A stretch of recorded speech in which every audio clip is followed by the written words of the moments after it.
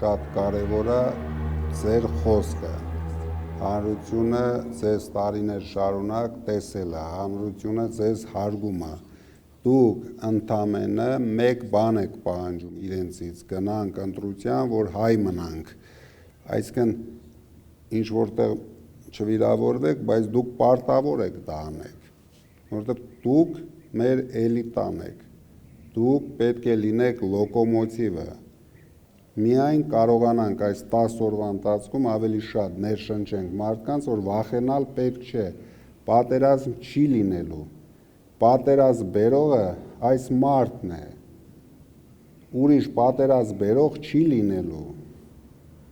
Մենք գործով ապացուցել ենք, որ մենք տնտեսություն զարգացնող մարդիկ ենք, ամեն քայլափոխում դա արել ենք,